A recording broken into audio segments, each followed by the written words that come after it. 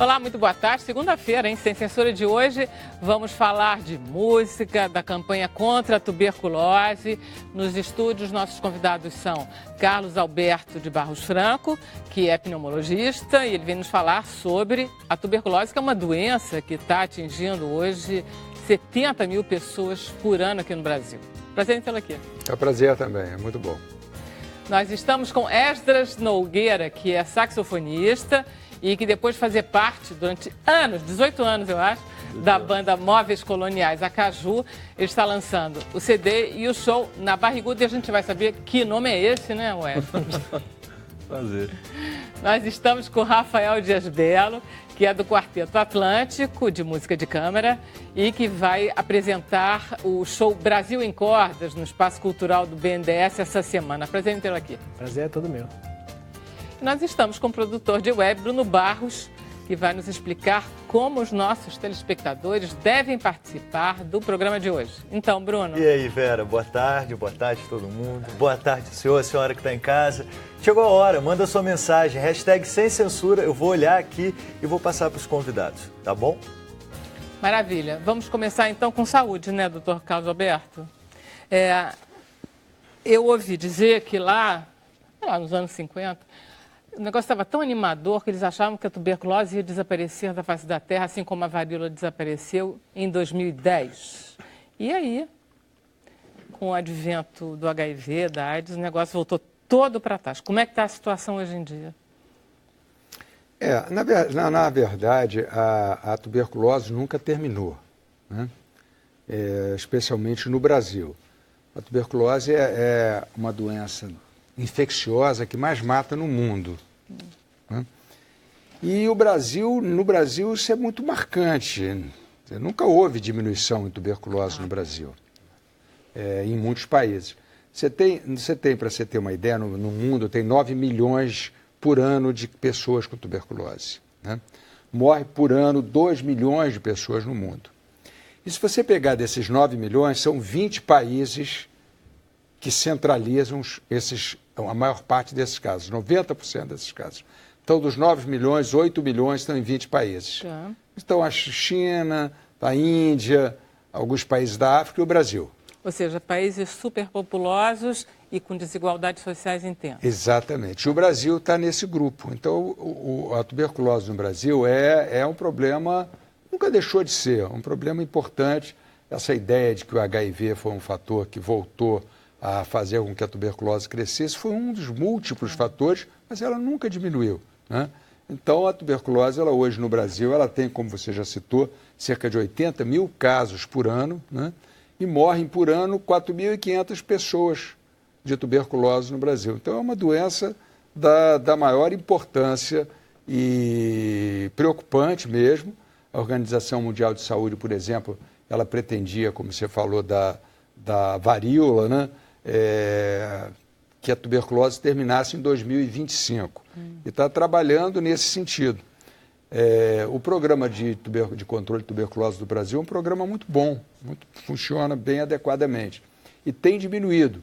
Nos últimos 10 anos, houve uma diminuição significativa, tanto da incidência de tuberculose quanto de mortalidade. Mas ainda tem uma quantidade enorme e a possibilidade, a meu ver, pelo menos no Brasil, de que isso venha a acabar em 2025, é bastante remota. Doutor Barros Franco, me diga uma coisa, em termos de Brasil, que também é um país muito grande, com diferenças muito específicas, quais são os lugares que tem mais tuberculose? Como é que isso se divide no Brasil? Na realidade, existem alguns lugares que têm mais tuberculose. Em todos eles, basicamente, a Amazônia e o Rio de Janeiro são as áreas prioritárias. Hoje em dia tem mais tuberculose no Rio de Janeiro. Caramba! Rio de Janeiro é a cidade com maior tuberculose. Você tem uma mortalidade importante. Nós temos por ano, morrem normalmente 5 pessoas a cada 100 mil habitantes no Rio de Janeiro. Por quê? Existem vários fatores em jogo, né? Em primeiro lugar, o Rio de Janeiro é uma cidade nômade, quer dizer, uma grande quantidade de pessoas vem de fora para o Rio de Janeiro e em função disso, essa migração de tuberculose ocorre também.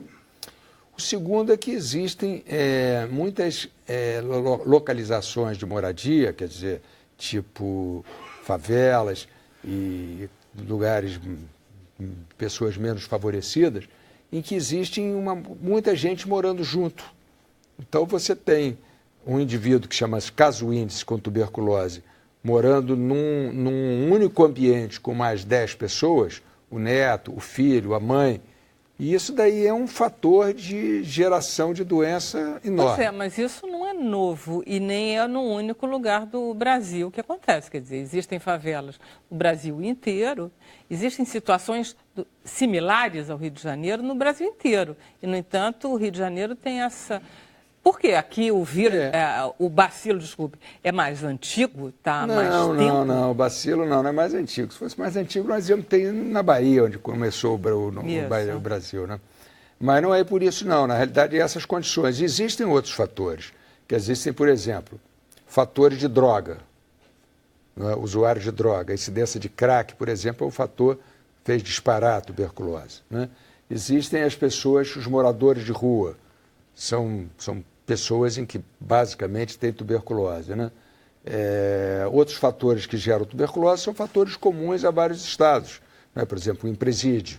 Presídio é uma área que tem hoje um absurdo de incidência de tuberculose, porque eles vivem geralmente em condições pouco adequadas de qualidade de vida e fechados, né?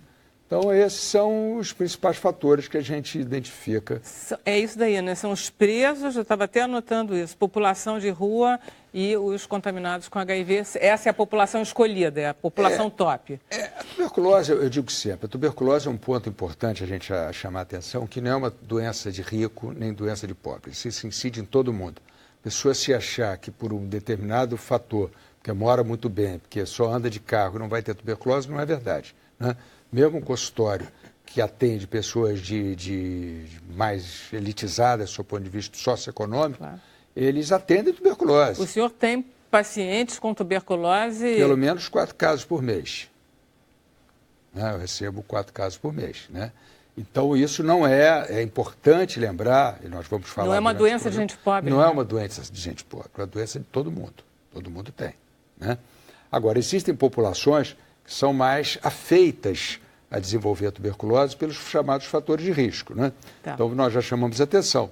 Pessoas que vivem em comunidades com muita gente, porque elas contaminam mais. Pessoas que têm deficiências imunológicas, o AIDS é uma delas. Tem deficiência imunológica porque é diabético. Pessoas têm usuários de remédios que diminuem a defesa, doentes com leucemia, com linfoma, transplantados. E pessoas que, por as condições de alimentação e moradia, como pessoas de rua e de presídios, que também se tornam mais suscetíveis a isso. Mas qualquer um pode ter, isso claro, não é uma doença que discrimina nem pobre nem rico. Não, é engraçado, porque na internet tem assim, lista de pessoas famosas que tiveram tuberculose, é engraçado, né? Aí tem Noel Rosa, Manuel Bandeira, pessoas que tiveram tuberculose, nem todas morreram de tuberculose. Manuel Bandeira não morreu de tuberculose, Manuel Rosa morreu de tuberculose. É difícil detectar, como é que a gente descobre? Esse é outro ponto que você está chamando a atenção, que é muito importante nós comentarmos. A tuberculose, só morre de tuberculose quem não se trata, né? E só não se trata quem não faz diagnóstico. Por quê? Porque hoje em dia a tuberculose é uma doença bacteriana, transmitida por um bacilo que já é conhecido há muito tempo, que é o bacilo de Koch. Se contamina pelo ar, você não pega a tuberculose cumprimentando, entendeu? Botando uma camisa de uma pessoa com tuberculose, dormindo num lençol com tuberculose. Antigamente você tinha que destruir isso. Isso não existe. Você, pelo ar, você ao falar, ao tossir ou espirrar, você bota umas partículas, essas partículas têm os bacilos e você aspira e pode se contaminar. Mas esse contato precisa ser frequente. Não é porque uma pessoa com tuberculose passou por aqui que vai ter tuberculose. Isso não ocorre. Tuberculose na rua, porque no metrô alguém tem tuberculose, isso não passa para ninguém. Passa num ambiente fechado, num familiar, contato basicamente. Geralmente familiar, ou então um trabalho em que você tem contato prolongado com a pessoa. Então é assim que se contamina a tuberculose. Por isso que na Europa tinha tanto, porque eram ambientes muito fechados durante o inverno, que aí ficava todo mundo falando um em cima do outro. É um período que pode ocorrer, quer dizer, no período, por exemplo, de inverno em ambientes fechados com aquecimento, você tem, com muita gente, você pode ter mais risco de pegar a doença. Mas o importante da tuberculose é a pessoa saber isso, quer dizer, ninguém tem que... Primeiro, ficou com a ideia de uma doença feia. Não sei por que tuberculose antigamente era uma doença pobre, ninguém dizia, escondia que tinha tuberculose. É feio, você fica tossindo sangue. Não fica, ninguém mais fica tossindo sangue, porque hoje em dia é muito raro que você chegue àqueles casos avançados de tuberculose, porque você diagnostica, e você trata e você cura. É uma doença que, ficar doente é péssimo, né? Qualquer doença é ruim. Mas tuberculose é uma doença que você sabe o que causa, é de fácil diagnóstico, é de fácil tratamento, o governo oferece o remédio de graça. Só morre quem quer. Então, ou que não, por algum motivo, não seja ignorância, está mal avisado. Então é importante isso. Porque diz assim, mas como é que eu vou saber que estou? Tossindo. Primeira coisa é tossir. Tossir mais de 14 dias, quer dizer, mais de 2 semanas. E você, sem saber o que é, você não tem asma, você não tem sinusite, você não está com enfisema, você não está com bronquite, você tem que saber o que é. E uma das causas é a tuberculose. Então, a principal coisa é o seguinte, se você tosse mais de 2 semanas, não sabe o que é. Você tem um amigo que tosse mais de 2 semanas, você deve chamar atenção para ele. Fulano, olha, não estou falando com você achando nada pessoal. Mas olha, se alguém tem, você diz assim, olha, fulano, você está tossindo por 14 dias. Então é melhor parar de fumar, Eu vi num programa que isso pode ser tuberculose, se deve pesquisar. Então, o indivíduo, agora no mês retrasado, no dia 24, que é o Dia Mundial de Controle da Tuberculose, o Ministério da Saúde lançou esse programa, que foi talvez uma das coisas que chamasse atenção. Se chama Todos Juntos contra a Tuberculose.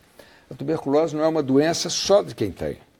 A tuberculose é uma doença em que quem tem deve ser ajudado, primeiro, a diagnosticar, porque ele está contaminando os seus contatos. Então, ele tem que fazer o diagnóstico. Eu não quero morrer de tuberculose, vou ficar com ela. No negativo, você não pode.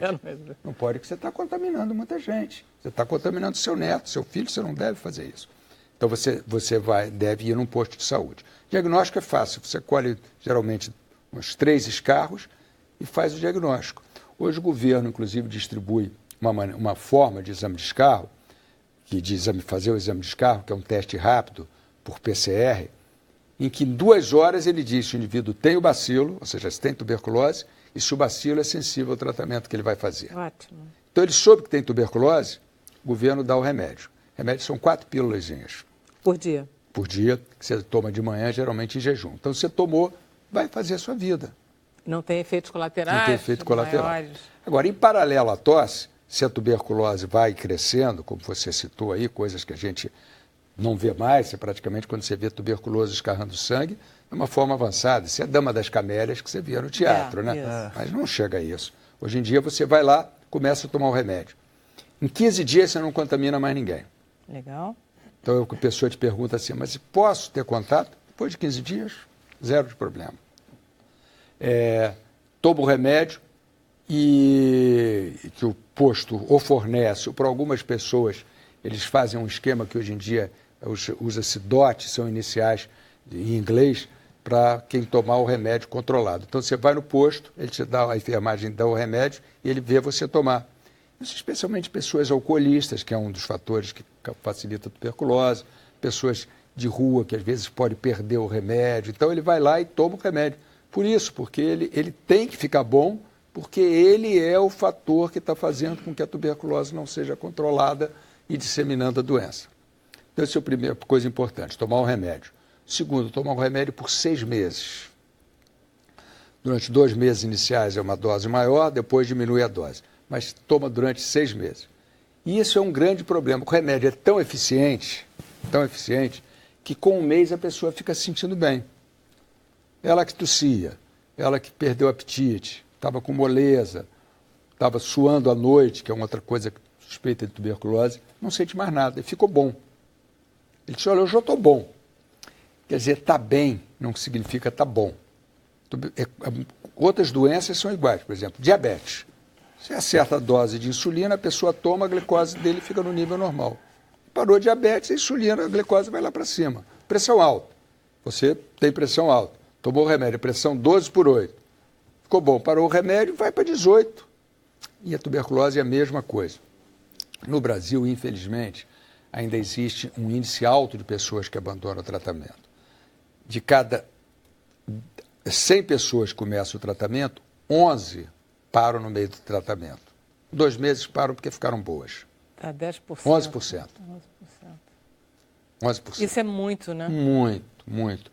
A Organização Mundial de Saúde propõe que esse abandono é aceitável até 4%, ou seja, menos de 5%. Então é muito, muito. E o que acontece com essas pessoas? Elas voltam a ter tuberculose. E pior do que isso, algumas vezes desenvolvem resistência. Então, recomendações para você que está assistindo. Primeiro, tossiu mais de 2 meses, mais de 2 semanas, emagreceu, escarrou um pouquinho de sangue, suou à noite, pesquisa tuberculose. Vai no posto de saúde, começa a tratar. Começou a tratar, não para, vai até os 6 meses. Ah, mas eu fiquei enjoado. Pode acontecer, toma um remedinho que para o enjoo. Então, na realidade, o fato de você estar se sentindo bem tratando da tuberculose não deve fazer com que você pare. Então, esses são fatores fundamentais. Agora, algumas vezes a pessoa pergunta assim, mas como é que eu posso evitar? Né? Se eu comer muito, vou evitar? Não. Comer muito não faz bem a ninguém. Né? Você comer demais não faz bem a ninguém.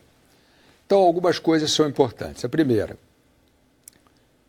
que vacine o filho, ou que recomende ao filho que vacine o neto, até os primeiros 30 dias com a vacina BCG, que também é feita nos postos gratuitamente. De saúde. É fundamental que seja feita. Agora, a segunda coisa importante da pessoa saber, a vacina não evita que você tenha tuberculose no adulto. A vacina é feita para evitar na criança formas graves e letais de tuberculose. Quer dizer, a criança não tem defesa, pega com 6 meses de idade e faz a tuberculose disseminada, a meningite e morre. Então, tem que vacinar, primeira coisa.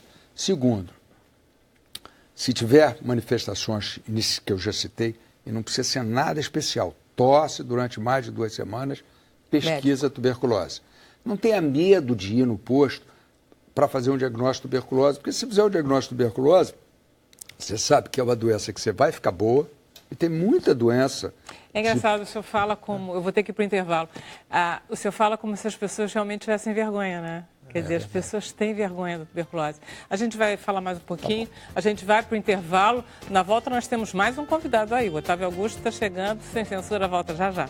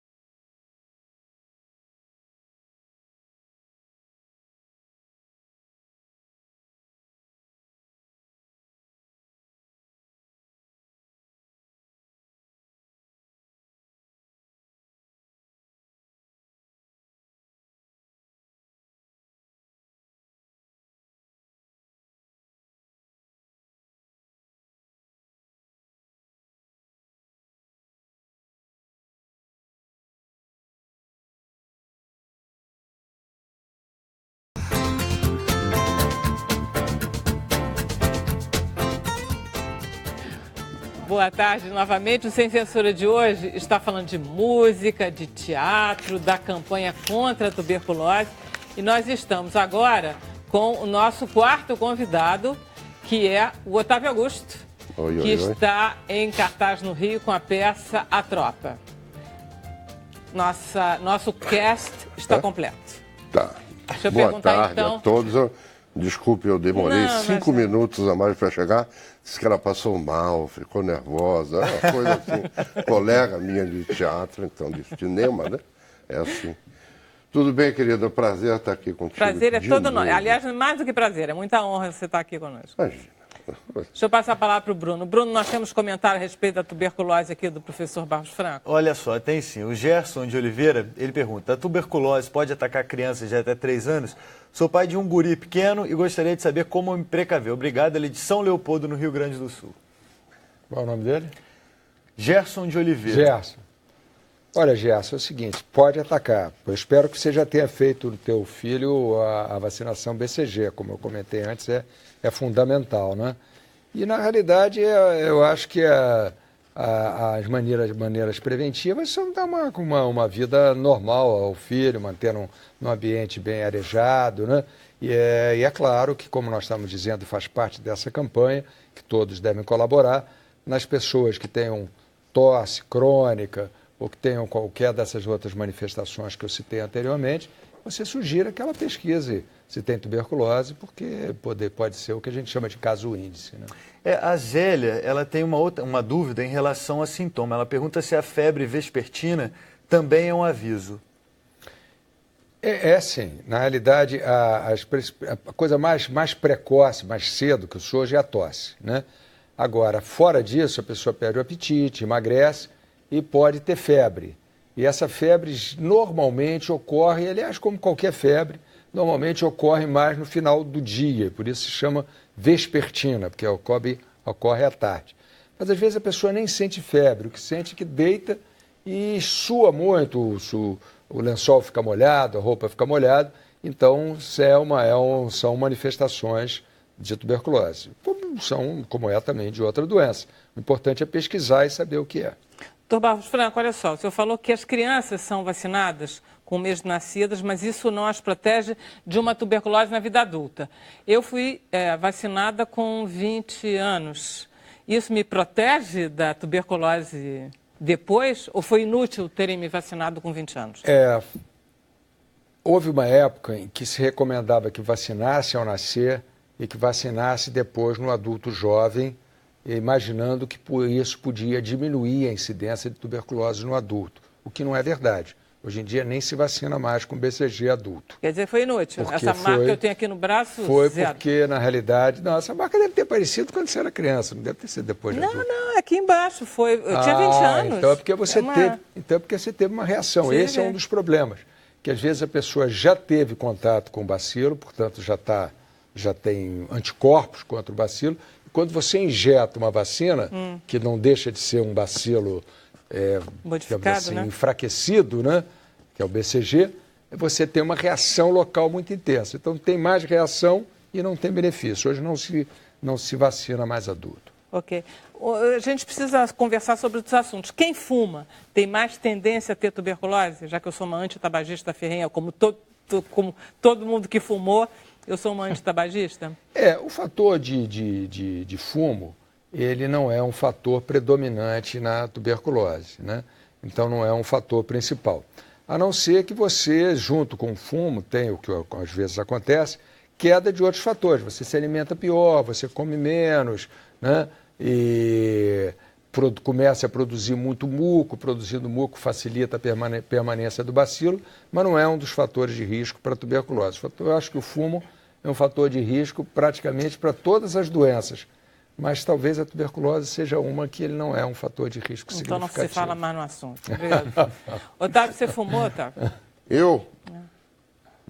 Dos 12 aos quase 70, por aí. Não, já faz 10 anos que eu parei. Não faz mais tempo. Mas é quase isso mesmo, é quase isso. Mas o problema é que nós estamos tendo notícia aí que tudo está voltando, né? Em termos de prevenção de vacina e tal, coisas que não vinham para a nossa área urbana, estão vindo porque é um desmatamento muito grande, falta de cuidado do Estado, não é? De preservar rios e coisas. Então o pessoal não tem o que comer lá, vem todo mundo, começa a ser, o homem virou hospedeiro, não é? De uma série de coisas. E isso está acontecendo muito no Brasil. E as pessoas aqui não acreditam nessa coisa da vacina. Sabe, você faz uma vez, a única vacina que se fala muito aqui é da febre amarela, que de 10 em 10 anos tem que tomar, por quê? Você viaja. Então quem viaja tem sempre a obrigatoriedade de 10 em 10 anos tomar essa vacina. Eu acho que aqui a gente devia levar um pouco mais a sério essas coisas, sabe? Mas é engraçado porque o doutor Balchão estava nos falando que, ao contrário da febre amarela, que pode ser uma doença muito perigosa, porque ela de repente pode nos matar, a tuberculose não. A gente vai lá, cuida direitinho, ela não nos mata, não é? É pior, hoje, né? Hoje em dia. Aqui agora. Pergunta para o Nelson Rodrigues, lá do irmão dele. Não, antigamente se matava de qualquer coisa, né? Mas hoje em dia é isso. É importante lembrar isso. A tuberculose é uma doença de fácil diagnóstico, de fácil tratamento, curada em praticamente 100%, com custo, digamos assim, de remédio zero, porque o governo distribui. Deixa eu fazer uma última pergunta. Qualquer pessoa, mesmo sem tossir, deve fazer um exame para ver se está com tuberculose? Não, né? Não. Também não precisa exagerar, né? Basta tossir durante 14 dias e pronto. Só a pessoa chamada sintomático-respiratória, que é o indivíduo que tem alguma queixa. Não, senão não. Nem existe, na realidade, esse tipo de exame. Otávio, você está voltando aos palcos agora com a peça A Tropa. Há quanto tempo você está fora do teatro? Fora eu estou há uns 3 anos, 3, 4. Não fiquei só muito com a novela e tal. Agora, A Tropa a gente voltou já em 1915. Ela foi premiada, né, no Centro Cultural Banco do Brasil, como texto. E nós montamos em 16 e 17. E estamos continuando com ela, que tal, vamos viajar, tudo. Agora a gente está aqui no SESI, aqui no centro, numa segunda temporada, que a primeira foi no CCBB, e agora nós estamos aí quintas, sextas e sábados, 19 horas. O horário é bom. É, ótimo. Pega o pessoal que sai do trabalho, das Qual é o endereço do SESI?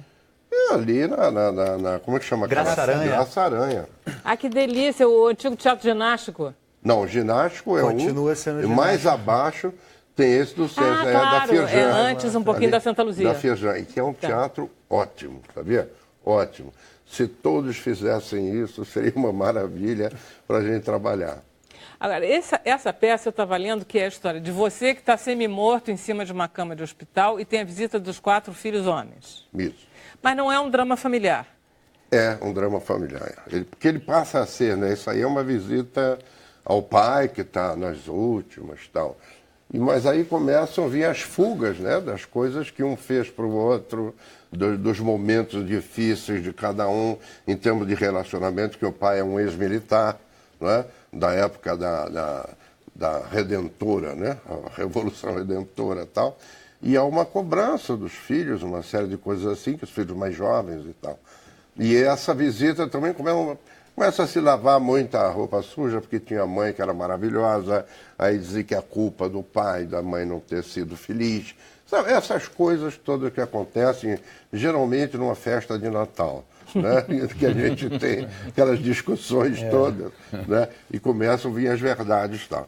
A peça é muito sobre isso. E ela tem uma coisa da culpa de cada um, sabe? Isso é muito... O Rodrigo, aliás, lá do Estadão, ele falou sobre a peça no sentido da culpa. E é fantástico isso, porque as pessoas vão a um ponto quase de se matar, negando, ao ter que assumir aquilo ali, transfere essa culpa para o outro. Então, nesse sentido, a peça é um grande sucesso. Choca até com as coisas que hoje nós estamos vivendo aqui, com essa coisa política brasileira, entendeu? Esta falta de vergonha total, isso tudo é colocado ali. Não é? Então, eu acho que a peça ela está fazendo um bom sucesso por causa disso tudo. As pessoas se identificam. Então, essa coisa, a família em si, a família hoje está mais exposta do que nunca, né, à sociedade. Essa coisa econômica, o desemprego, enfim, tudo isso. E isto, a peça com o público tem um relacionamento assim direto. Eu li que o autor disse que ele teve vontade de escrever essa peça depois dessa absurda polarização de posições políticas na internet a partir de 2013. Você é um filho da mãe porque você apoia o Lula, você é um filho da mãe porque apoia o Temer, aquela coisa horrorosa que aconteceu na internet, que a gente ficava... Ou é coxinha ou é petralha, tem que ser uma aquela coisa pesada, e que aí ele resolveu fazer esse quadro... Exatamente. Num Brasil, Gustavo, tipo, você é um militar da ditadura e os jovens são os jovens. É isso? São os jovens, mas tem já um filho não tão que jovens, né? Um deles é aquele que é o construtor envolvido nessas falcatruas todas que a gente está vendo aí. Cada um tem um lado, né, dessa sociedade que nós estamos vivendo. Porque a discussão que a gente vê hoje é assim, vamos fazer uma constituinte. Eu acho que do jeito que está o país, os interesses que o país tem hoje políticos, entendeu? Internamente, se você fizer uma constituição, vai ser pior do que a que está aí.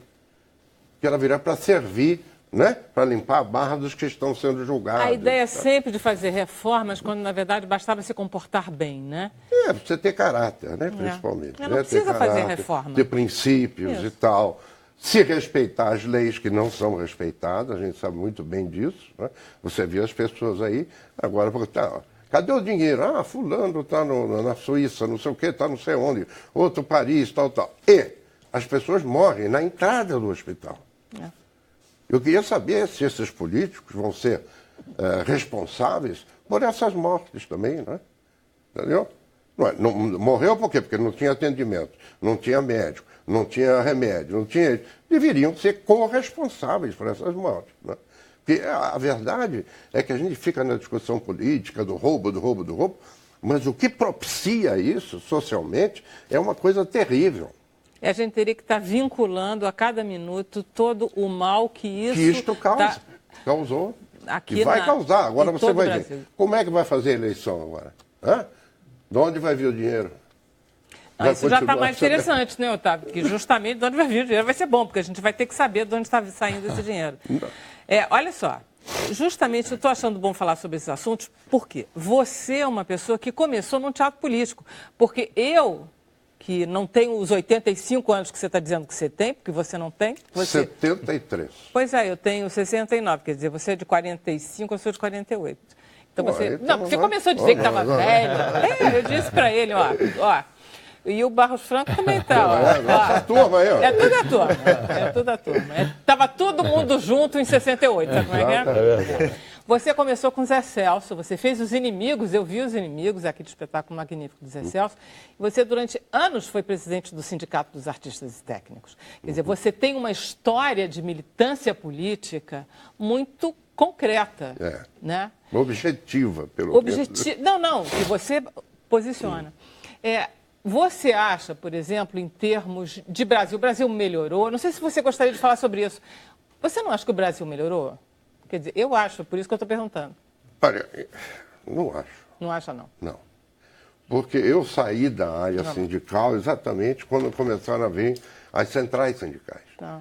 Então, os sindicatos, que eram sindicatos ainda de classe, né, trabalhadora, eram médicos, inclusive o Chavo e tal, esse pessoal todo, eu convivi muito com eles, eram pessoas que estavam cuidando das suas categorias profissionais, né? Então, isso aí começou a vir central sindical, isso, aquilo, ou você se filia a essa ou aquela, então, e aí isso era somente o quê? Hoje estão todos os deputados federais, esses presidentes de confederações e tal. Estão aí agora falando, não sei o quê, sobre a honestidade. Quem são eles para falar isso? Então, foi quando eu me retirei. Não acho, essa coisa da democracia no Brasil, ela tem que ser um pouco mais profunda. Mas a culpa é nossa. Eu acho que tudo que a gente vive, a culpa é nossa. Eu acho que o país que a gente está vivendo é o país que a gente fez. Deixa eu só, porque eu queria passar o VT da peça. E porque como o VT é muito politizada, essa tua peça, eu queria passar o VT para a gente ver um pouquinho. Vamos lá. Alô? Pode subir. Não! Veja primeiro que você não é o japonês da Federal. Que isso, papai? Não, eu não estou esperando por isso. Mas nunca se sabe, o meu filho é polícia. Família! Ô, paizão! Vai. A que ver sua o pai, bênção, meu Deus te pai. abençoe, minha Que filha. surpresa boa encontrar o senhor assim, vivo, acordado! Olha, a surpresinha pro papai. Voilá! Meu Deus, porcaria isso aí, mas... Porcaria, papai! O senhor já viveu coisa pior que eu sei. Saudade, velho. Cadê? As meninas não vieram? Porque elas estão tão ocupadas agora. Eu tô com saudade das minhas Elas sobrinhas. estão muito ocupadas. Natália só pensa em viagem de 15 anos agora. Disney. Miami. Você se materializa aqui vindo sei lá de onde, sem dar notícia sei lá há quanto tempo. Tá se achando no direito de cobrar a responsabilidade de 2 meninas, uma de 14 e outra de 18? Por favor. Arthur, por mim tudo bem. Olha só, Arthur, eu não tenho mesmo nada a ver como você educa suas filhas. Você educa do jeito que você quiser. Eu só não achei que você fosse esse tipo de pai. Tipo de pai? Que tipo de pai você pensa que eu sou? Desses que subvertem a ordem das coisas e passam a obedecer aos filhos. Você viu que eu tô...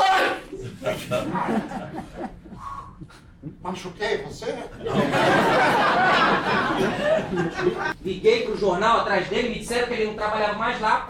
É isso. Como é que é? É isso Você aí. deixou o jornal, Ernesto? Olha só, pai, o senhor não vai acreditar. Foram mais de 60 demitidos. Permita-me uma reflexão. Claro. De meus 4 filhos, 3 estão desempregados e um com a federal no encalço. Olha, isto é um orgulho para qualquer pai. Quer dizer que ri-se muito, pelo visto. A turma, todos. Alexandre Menezes, Eduardo Fernandes, Rafael Morpanini, que foi seu colega, o Rafael. Olha, na Cal, estou com lá ele na na Cal. Cal. Daniel Marano, cenário de Bia Junqueira, Gustavo Vieira, o autor, e o César Augusto, o diretor que mais dirige no Rio de Janeiro e no Brasil. Olha só, Otávio, eu adoro uma característica dos personagens, que é o seguinte: os 4, o Otávio, não me lembro, como é que é o nome do seu personagem? Ele é um militar, tem informado. militar, é. Agora, os filhos chamam-se Arthur por causa, Do Arthur da Costa Silva, Humberto por causa do, Humberto Castelo Branco, o João João Figueiredo, e o Ernesto. Ernesto Blay. É a homenagem que o pai obrigou a mãe a fazer para os militares, que é a turma dele, entendeu? Isto é uma das grandes broncas do filho do João. É isso. Eu falei, como é? Batizar os filhos com o nome dos políticos daquela época, esses homens todos que fizeram o que fizeram com o país, tal. Isto é uma das discussões da peça. Simbolicamente, é toda uma geração, né? Que está aí, ou várias gerações. Maravilha. A gente vai fazer mais um intervalo. Na volta a gente volta, mas vai ser o último bloco sem censura, ok? Até já.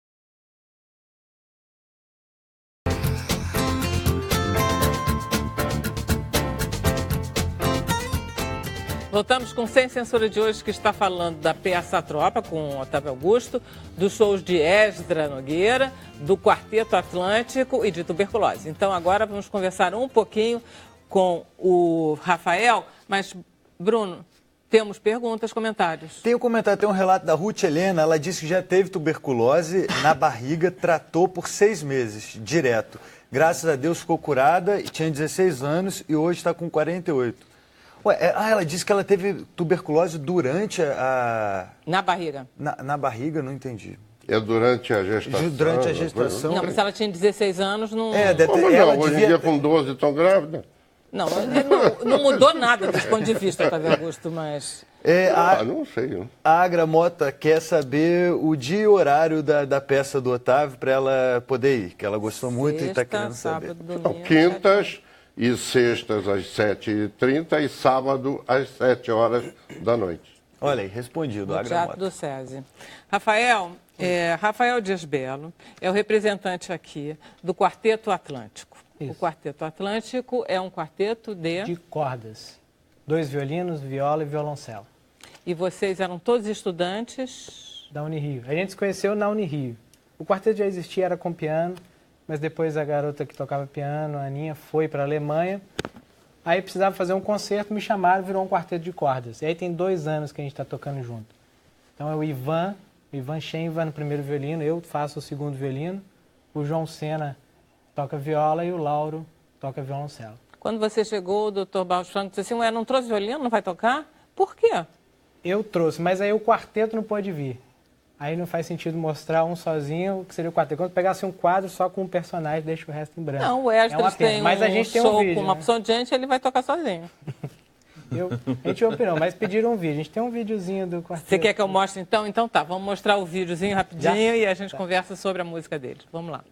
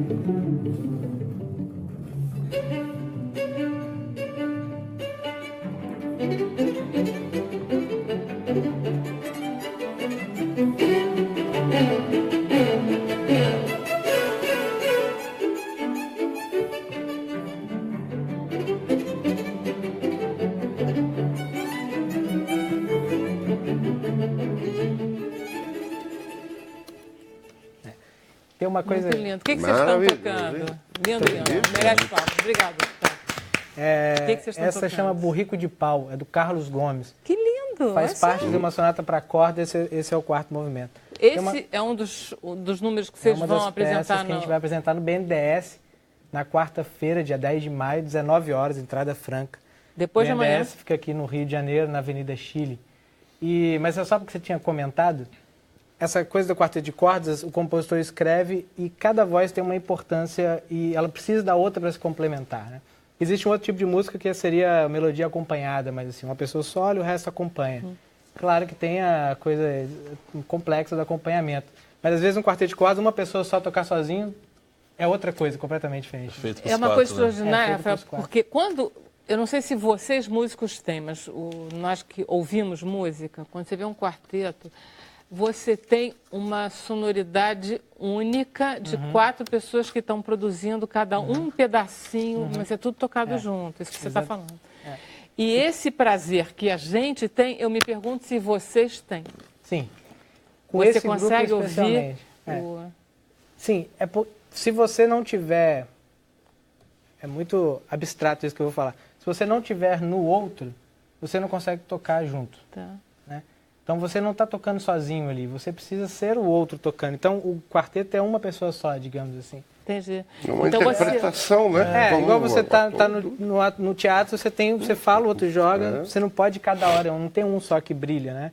Então, um complementa o outro. E essa coisa que eu acho que a gente consegue tocar junto, muito porque a gente se entende muito bem, nós somos amigos, os 4. O quarteto é novo, 2 anos, mas a gente se conhece, eu conheço os meninos há 3, 4 anos, a gente é muito amigo. Não diz essas coisas, porque todos nós sabemos que o ser humano briga às vezes.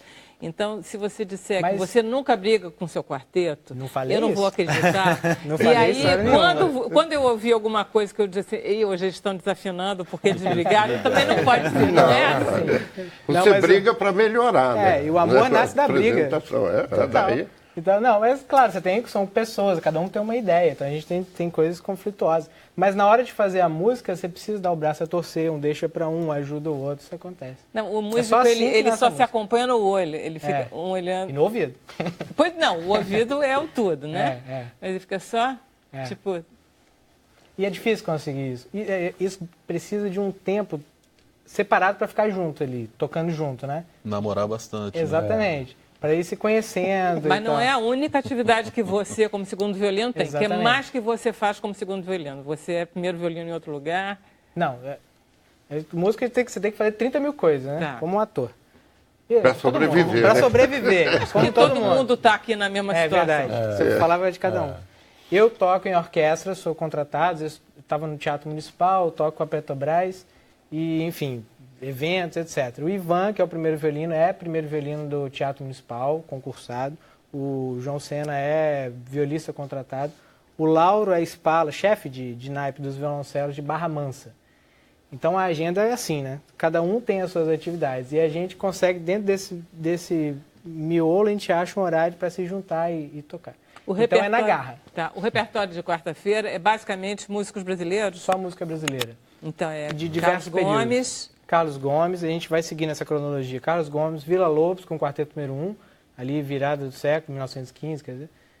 Aí tem uma música que é de um amigo nosso, que hoje mora na Alemanha, Camilo Borges, tem música contemporânea, e a gente vai estrear a peça dele, ele escreveu para o quarteto. E tem também Cláudio Santoro, dos maiores compositores brasileiros, que é uma peça de 1950. Então são períodos diferentes da história da música brasileira. E do Carlos Gomes, uma coisa curiosa, essa é a única peça para cordas que ele escreveu.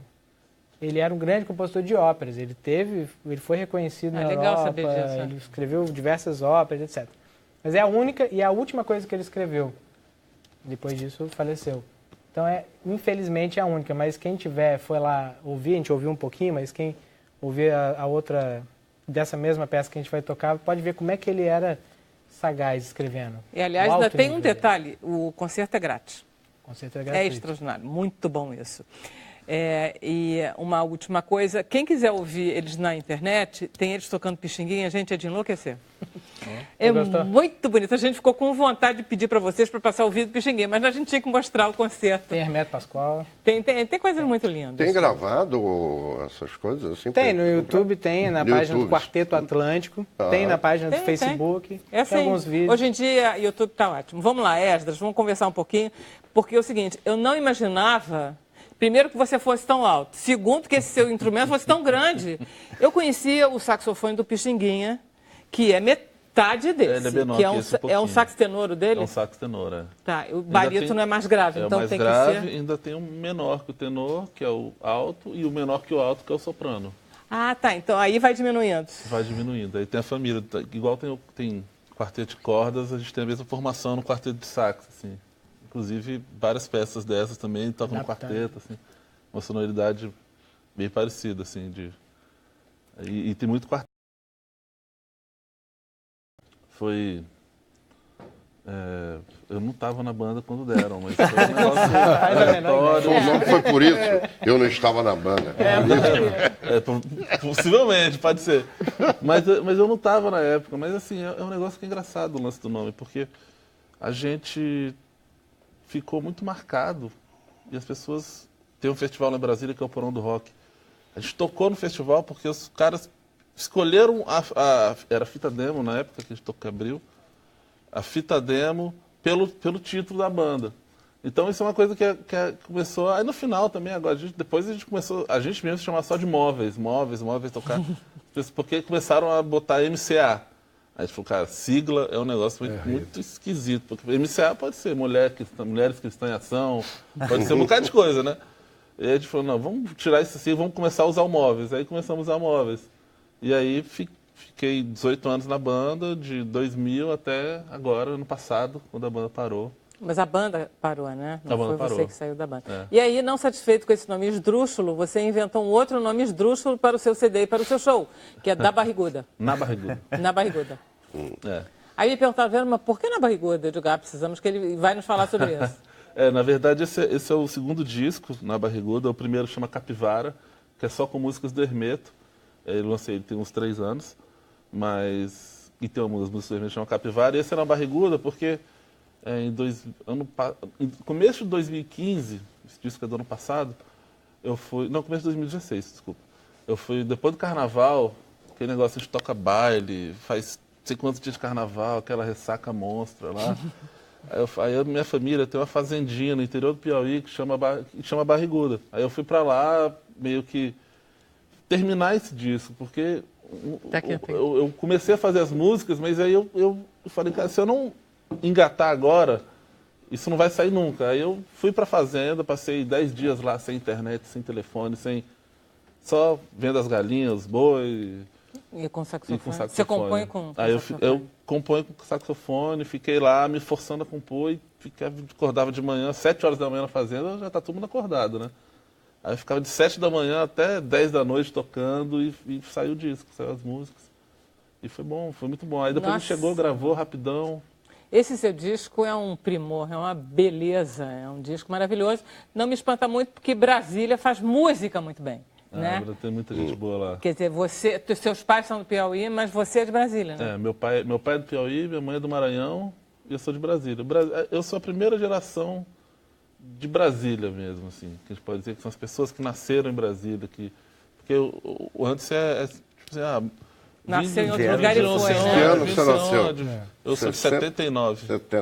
79, então tem é mais ou menos essa época, né? Que a gente... Primeira geração. Primeira geração. O resto foi... Meu pai e minha mãe foram estudar em Brasília, se conheceram lá.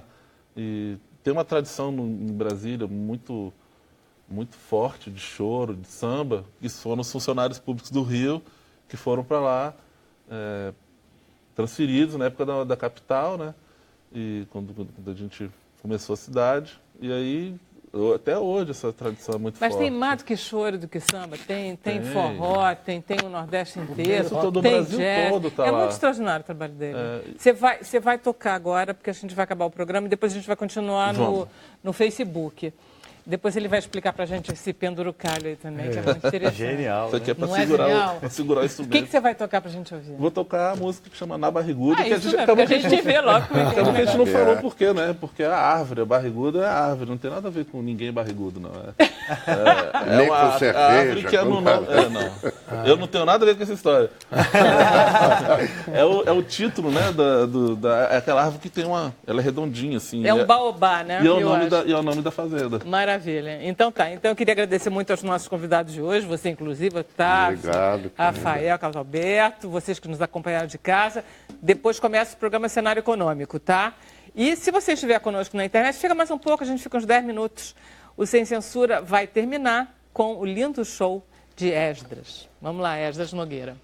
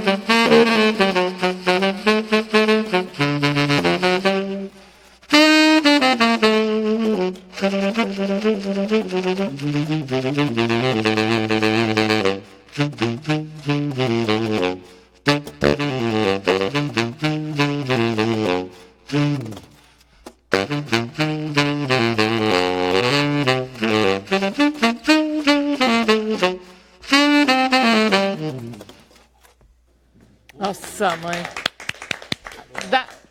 Dá uma palhinha do Mundo ao Moinho, só um comecinho para mostrar que você é versão.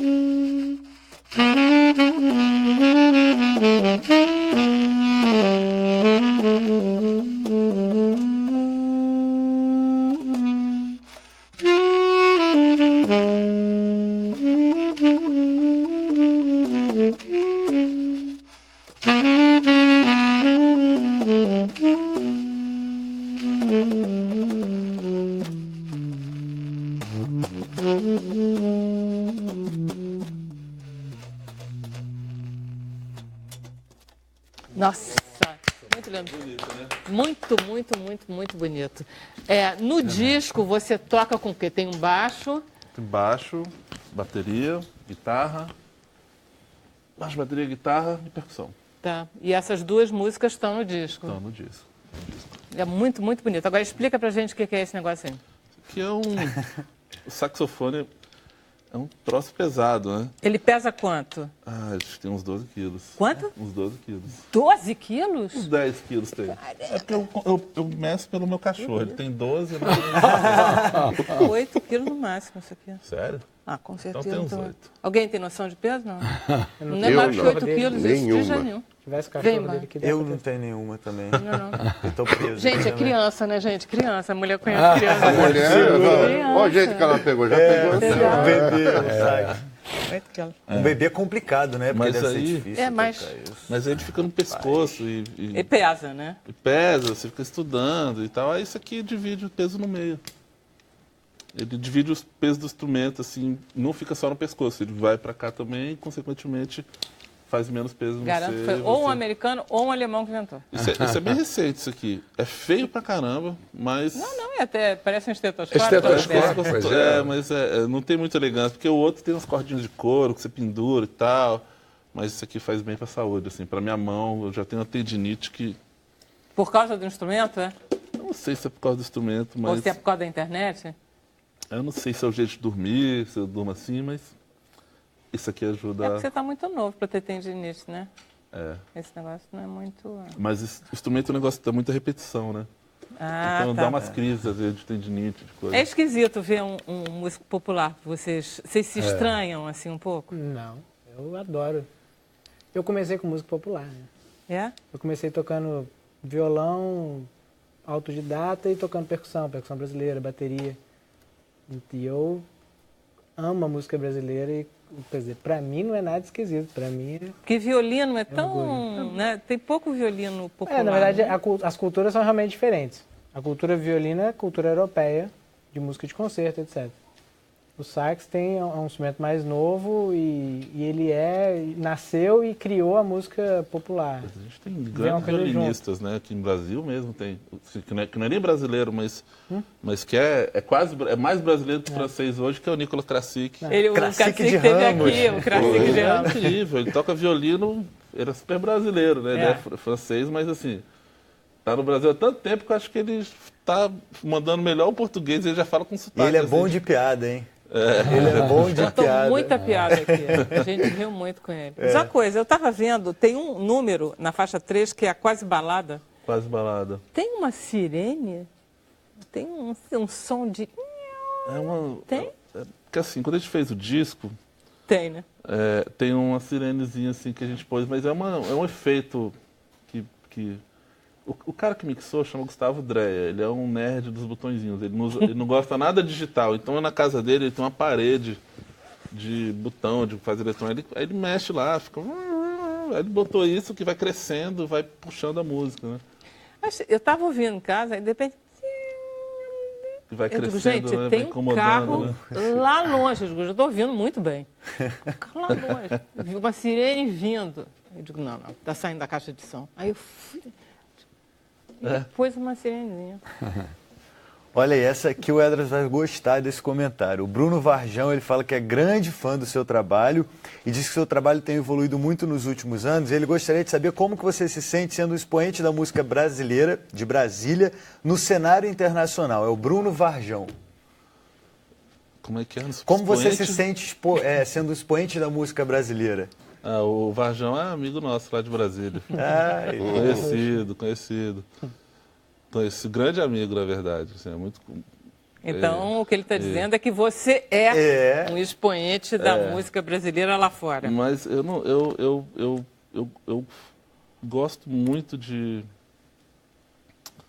inventar moda e fazer disco, né? Então, acho que o que eu quero é continuar fazendo isso. Assim, eu não estou muito preocupado... Ir lá para barrigada? Para fazer... Para barriguda. E aí eu gosto de fazer disco e fazer e trabalhar a música e ver como as pessoas reagem. E já estou pensando no outro disco que a gente vai gravar daqui a 3 semanas, ao vivo. E é legal, assim, fazer e ver que a música vai chegando aos pouquinhos na vida das pessoas. E é muito massa, assim. Eu tive uma experiência com Móveis nos 18 anos da banda, a gente teve experiências tão legais, assim, da música que transforma, né? E a gente chegou num show no interior de São Paulo, uma pessoa chegou e falou, cara, eu tinha depressão e a música de vocês me ajudou a sair da depressão. E é isso que é massa, assim. Varjão, um beijo pra você, tá? Otávio Augusto, desculpe. Não, ia perguntar pra ele da novela. Pro Augusto, que a Cléia quer saber se você vai a BH, senão ela vem ao Rio assistir a peça. Ela tem 2 opções. Olha, a gente está começando a armar uma excursão aí, mas é meio complicado hoje em dia dizer se a gente vai ou não vai. Ainda não sei. A gente com certeza vai a São Paulo, vamos fazer as férias agora, junho e julho em São Paulo, depois Campinas, alguns lugares no interior de São Paulo. E eu adoraria ir a Belo Horizonte, né? Porque aquele mercado central é enlouquecedor. Bom demais, ué. Não é? Fígado acebolado com jiló. Olha lá, músico conhece muito. Os artistas todos conhecem. E lá tem um público. Você é mineiro, Rafael? Eu sou mineiro, graças a Deus. Você é mineiro? Da onde? Sou de São João del Rei. Que beleza! Mas morei algum tempo em Belo Horizonte. Frequentava bastante o Boteco da Loura para comer o fígado acebolado. É na Savassi, não, né? Não, é no mercado. Aquele mercado é aquele mercado você não pode tropeçar.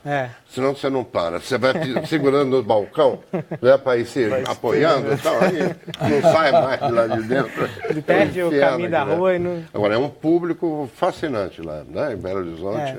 Aliás, Minas toda. Mineiro é muito legal, né? Mineiro é. Se você é amigo, então, é maravilhoso. Né? Mineiro sabe receber, Ele entendeu? Mas lá é bom. A gente, se tiver uma oportunidade, vamos correndo para lá. E novela, como é que tá, Otávio? Terminei, né? Aquela nossa aí agora.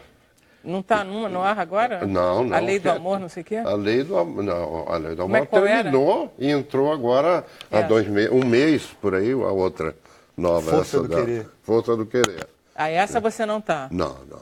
Mas você estava na outra. Estava na outra e fiz um personagem adorável também, que era um senador da República. Aquele com tornozeleira. Aquele da brasileira, usou tornozeleira e tudo no final.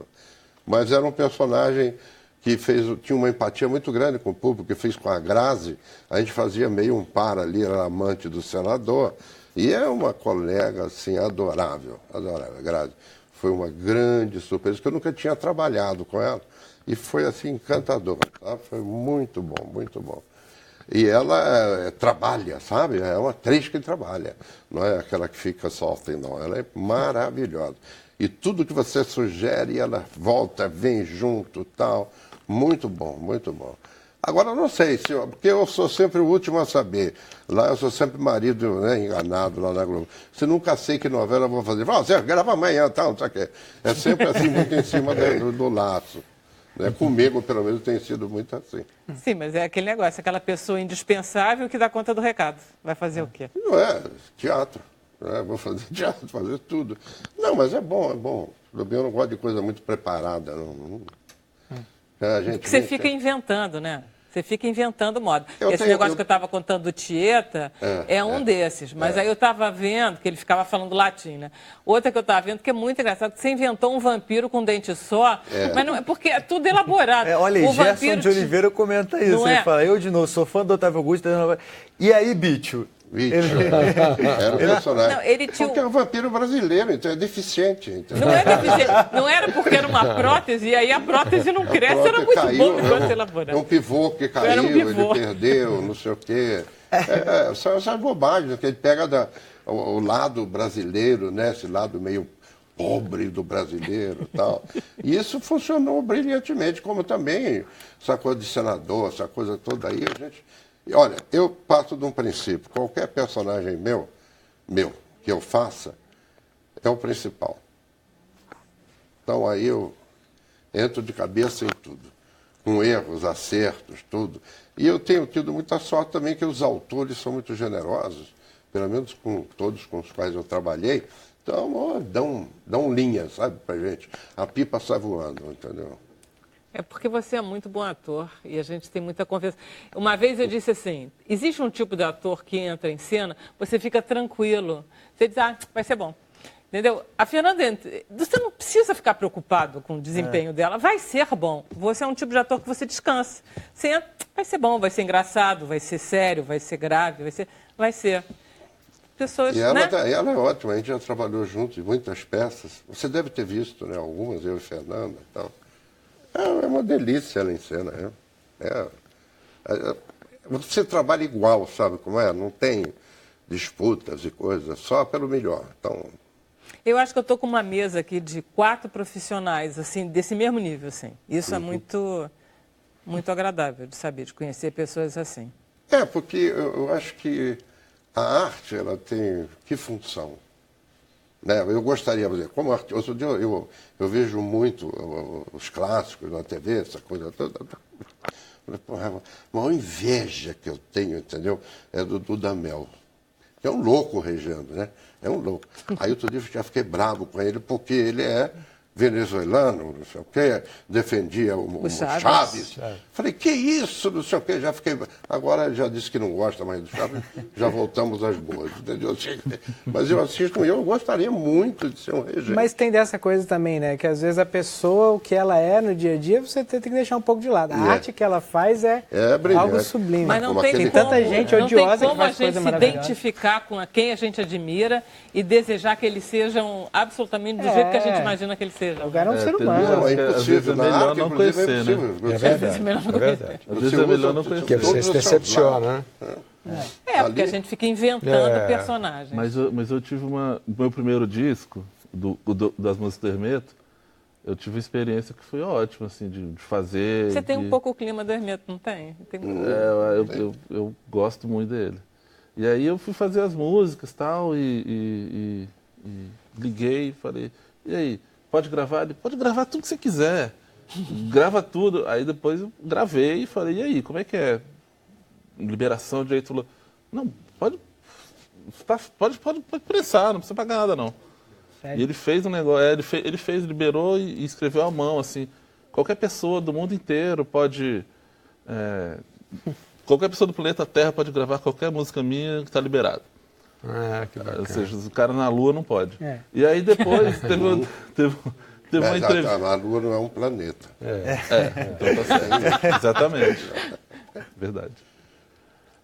Mas aí ele chegou, no jornal fez entrevista com ele, falou, o que você achou do disco? Aí ele falou, pô, se ele tivesse me chamado, eu teria participado. Eu falei, cara, pois é, eu não conhecia ele assim, né? Mas eu fiquei meio, pô, vou chamar o cara, às vezes eu vou ficar enchendo o saco demais. Ele vai, não só dizer não, mas eu falar, pô, mas você tá horrível e tal. Mas não, o cara falou, pô, foi massa, assim. De certa forma, tem que ser um pouco participante da turma, né?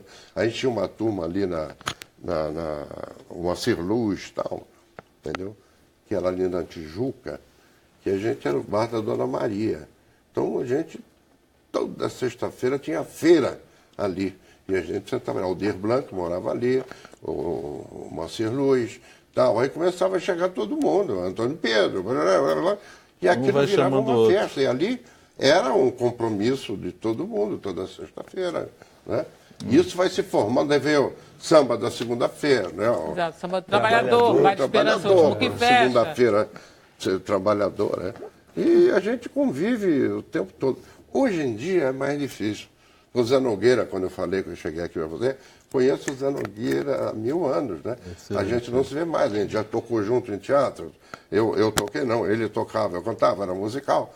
Aí a gente vai ver. Hoje em dia não tem mais essa convivência que a gente tinha antes.